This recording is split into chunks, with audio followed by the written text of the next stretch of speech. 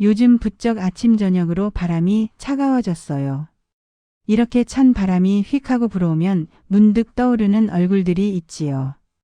어떤 분들은 첫사랑을 떠올리실 테고 또 어떤 분들은 아련한 옛 친구를 생각하실지도 모르겠네요. 저는요, 이맘때가 되면 돌아가신 우리 엄마, 아버지가 그렇게 생각이 나요. 참 이상하죠.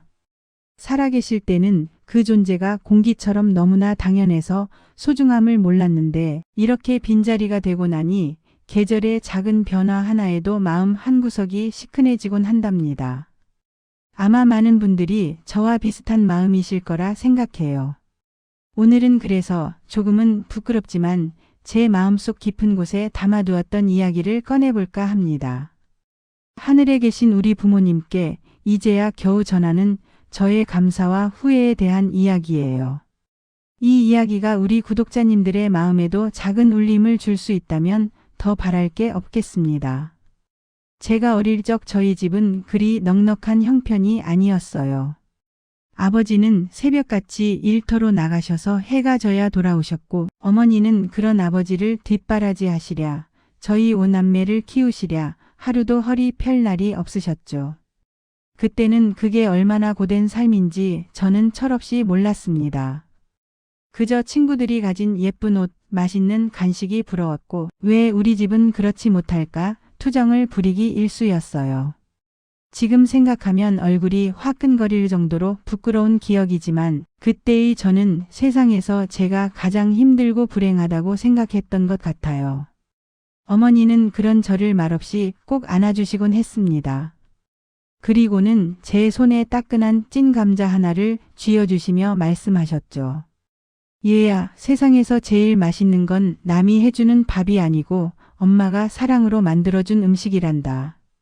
배고프면 서러운 법이니 다른 건 몰라도 밥심으로 버텨야 한다. 그 말씀이 어린 제 귀에는 그저 잔소리처럼 들렸습니다. 엄마의 깊은 사랑을 헤아리기엔 제가 너무 어리고 또 어리석었던 거죠. 어머니의 음식 솜씨는 참 좋으셨어요. 별다른 재료가 들어가지 않아도 어쩜 그리 깊은 맛이 나는지. 특히 어머니가 끓여주시던 된장찌개 맛은 아직도 잊을 수가 없답니다. 뚝배기에 보글보글 끓어오르는 구수한 냄새가 온 집안에 퍼지면 그게 바로 우리 집의 저녁 시간이었죠. 저는 이제 할머니가 다 되었지만 아직도 어머니의 그 된장찌개 맛을 따라가지 못해요.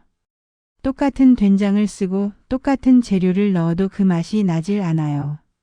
아마도 그 찌개 안에는 평생을 자식 위해 헌신하신 어머니의 깊은 사랑과 정성이 양념처럼 녹아 있었기 때문이겠지요. 그걸 깨닫고 나니 이제는 영영 맛볼 수 없는 그 찌개 한 그릇이 사무치게 그립습니다. 그때는 왜 몰랐을까요? 당연하게 받아 먹던 그 밥 한 그릇에 찌개 한 숟갈에 어머니의 청춘과 희생이 고스란히 담겨 있었다는 것을요. 엄마 그때는 정말 몰랐어요. 그저 투정만 부려서 미안해요.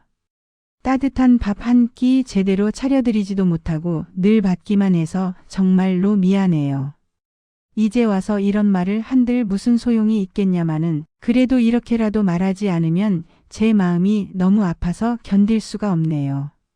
우리 아버지는 참 무뚝뚝한 분이셨어요.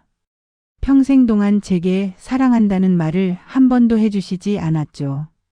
늘 표정 없이 근엄한 얼굴로 앉아 계셔서 어릴 때는 아버지 앞에만 서면 괜히 주눅이 들곤 했습니다. 아버지는 말 대신 행동으로 사랑을 보여주는 분이셨어요.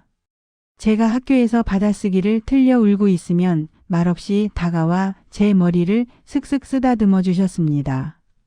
늦은 밤 제가 좋아하는 과자 한 봉지를 사들고 들어오시던 그 퉁퉁 부은 손. 낡아서 삐걱거리던 제 책상을 밤새 뚝딱뚝딱 고쳐주시던 그 넓은 등. 그 모든 것이 아버지의 서툰 사랑 표현이었음을 저는 너무 늦게 알았습니다. 아버지가 제게 주신 사랑은 화려한 포장지에 쌓인 선물이 아니라 묵직한 무쇠솥 같았어요. 겉은 투박하고 거칠지만 그 안에서 끓어오르는 온기는 결코 식는 법이 없었죠. 제가 시집 가던 날이 생각납니다. 아버지는 그날도 아무 말씀이 없으셨어요. 그저 제 손을 꼭 잡고 식장으로 들어서는 내내 앞만 보고 걸으셨죠. 저는 내심 서운한 마음이 들었습니다. 딸이 멀리 떠나가는데 잘 살라는 따뜻한 말 한마디 해주시지 않는 아버지가 야속하게 느껴졌어요. 그런데 식이 끝나고 인사를 드리러 갔을 때 저는 처음으로 아버지의 눈물을 보았습니다. 굵은 눈물방울이 아버지의 깊은 주름을 타고 뚝뚝 떨어지는데 그 순간 저는 깨달았어요. 아버지가 평생 동안 삼켜오셨을 수많은 말들을요. 사랑한다 내 딸아, 부디 행복하게 잘 살아다오. 그 마음이 눈물이 되어 터져나온 것이었죠. 저는 그런 아버지의 마음도 모르고 철없이 서운해만 했던 겁니다. 아버지, 그때 제 손을 잡아주시던 그 손의 온기를 저는 아직도 기억합니다. 세상에서 가장 든든하고 따뜻했던 아버지의 손. 그 손을 한 번 더 잡아볼 수만 있다면 얼마나 좋을까요? 살아계실 때 사랑한다고 감사하다고 왜 그 쉬운 말 한마디를 먼저 건네지 못했을까요? 이후에는 아마 제가 눈 감는 날까지 제 가슴에 박혀 있을 것 같습니다. 시간은 참 무심하게 흘러가더군요. 저도 결혼을 하고 아이를 낳아 기르다 보니 어느새 부모님의 나이가 되어 있었습니다. 아이들이 제 속을 썩일 때마다 저는 문득문득 어머니를 떠올렸어요. 아, 우리 엄마도 나 때문에 이렇게 속이 까맣게 타들어가셨겠구나. 아이들이 아플 때 밤새 뜬 눈으로 간호하며 우리 엄마도 나를 이렇게 키우셨겠구나. 그렇게 부모님의 마음을 조금씩 알아갈 때쯤 두 분은 너무나도 빨리 저희 곁을 떠나셨습니다. 마치 이제 너희들도 다 컸으니 우리 임무는 여기까지다 하고 홀연히 떠나버리신 것처럼요. 부모님이 돌아가시고 난 뒤에야 저는 비로소 철이 들었습니다. 세상에서 가장 안전하고 포근했던 울타리가 사라지고 나서야 저는 그 울타리의 소중함을 뼈저리게 깨달은 겁니다. 여러분, 세상에 당연한 것은 아무것도 없더라고요. 특히 부모님의 사랑은 더욱 그렇습니다. 언제까지나 우리 곁에 머물러 주실 것 같지만 시간은 우리를 기다려주지 않아요. 효도는 셀프 서비스라는 우스갯소리가 있죠. 내가 하고 싶을 때 할 수 있는 것이 아니라는 뜻일 겁니다. 저 역시 그랬어요. 나중에 돈 많이 벌면, 나중에 시간이 나면, 나중에 아이들 다 키워놓고 나면. 그렇게 수많은 나중을 약속했지만 저에게 그 나중은 끝내 오지 않았습니다. 후회라는 것은 항상 너무 늦게 찾아오는 법이니까요. 제 이야기를 듣고 계신 우리 구독자님들 중에는 아직 부모님이 곁에 계신 분들도 많으실 거예요. 그렇다면 여러분은 저보다 훨씬 더 큰 축복을 받은 분들입니다. 그 축복을 당연하게 여기지 마세요. 오늘 저녁 부모님께 따뜻한 전화 한 통 드리는 건 어떨까요? 별다른 이야기가 아니어도 괜찮아요. 그냥 엄마 밥은 먹었어? 아빠 오늘 하루는 어땠어?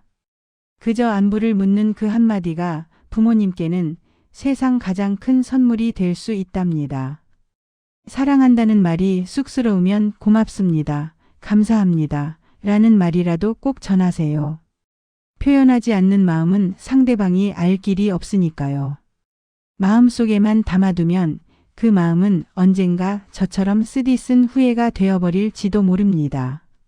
물론 저처럼 이미 부모님을 떠나보낸 분들도 계시겠지요. 그런 분들께는 제가 감히 이런 말씀을 드리고 싶어요. 너무 자책하지 마시라고요. 우리 부모님들은 아마 하늘에서도 우리 자식들이 슬퍼하고 아파하는 것을 원치 않으실 거예요. 우리가 행복하게 잘 사는 것, 그것이 바로 돌아가신 부모님께 해드릴 수 있는 가장 큰 효도일 겁니다. 비록 이제는 만질 수도 볼 수도 없지만 부모님은 언제나 우리 마음속에 살아계시잖아요. 어머니가 가르쳐주신 정직함, 아버지가 보여주신 성실함. 그 모든 가르침이 우리 삶에 고스란히 녹아 있습니다. 우리는 부모님의 또 다른 모습이니까요. 그러니 부모님께 물려받은 이 소중한 삶을 하루하루 최선을 다해 살아내는 것이 그분들의 사랑에 보답하는 유일한 길이 아닐까 생각합니다. 가끔씩 부모님이 너무 보고 싶을 때는 조용히 눈을 감고 마음으로 대화를 나눠보세요. 엄마, 오늘 나 이런 일이 있었어. 아빠, 저 잘하고 있는 거 맞죠? 그렇게 마음으로나마 안부를 전하다 보면 신기하게도 마음이 조금은 편안해지더라고요. 마치 정말로 하늘에서 우리를 지켜보시며 괜찮다, 잘하고 있다 하고 토닥여 주시는 것만 같아요. 살아간다는 것은 어쩌면 수많은 만남과 이별을 겪어내는 과정인지도 모르겠습니다. 그 과정 속에서 우리는 때로는 기뻐하고 때로는 슬퍼하며 또 때로는 저처럼 뒤늦은 후회에 눈물 짓기도 하죠. 하지만 중요한 것은 그 모든 경험을 통해 우리가 조금씩 더 단단하고 지혜로운 사람이 되어간다는 사실일 겁니다. 부모님을 향한 그리움과 미안함 역시 우리를 더 따뜻하고 깊이 있는 사람으로 만들어주는 소중한 감정이라고 믿고 싶어요. 그분들이 우리에게 남겨주신 마지막 선물인 셈이죠. 우리는 그 사랑의 빚을 갚기 위해서라도 더욱 열심히 살아야 할 의무가 있습니다. 내 자식에게, 내 주변 사람들에게 내가 부모님께 받았던 그 내리사랑을 아낌없이 나눠주면서 말이에요. 그렇게 사랑은 돌고 돌아 영원히 살아 숨쉬는 것이 아닐까요? 오늘 제 이야기가 조금은 무겁게 느껴지셨을지도 모르겠습니다. 하지만 한 번쯤은 꼭 나누고 싶었던 제 진심이 담긴 이야기였습니다. 엄마, 아빠. 두 분이 제게 주신 사랑 덕분에 제가 지금 이렇게 따뜻한 사람으로 살아갈 수 있게 되었어요. 표현은 서툴렀지만 세상 누구보다 두 분을 사랑했어요. 그리고 지금도 앞으로도 영원히 사랑할 거예요. 부디 하늘에서는 아프지 마시고 고생하지 마시고 평안하게 쉬세요. 제가 더 열심히 더 행복하게 사는 모습 보여드릴게요. 그것이 두 분께 제가 할 수 있는 최선의 효도라 믿으며 살아가겠습니다. 정말로 감사했습니다. 그리고 정말로 사랑합니다. 우리 구독자님들도 오늘 하루 곁에 있는 소중한 사람들에게 마음을 표현하는 시간을 가져보시면 좋겠습니다. 꼭 부모님이 아니어도 괜찮아요. 배우자에게, 자녀에게, 친구에게.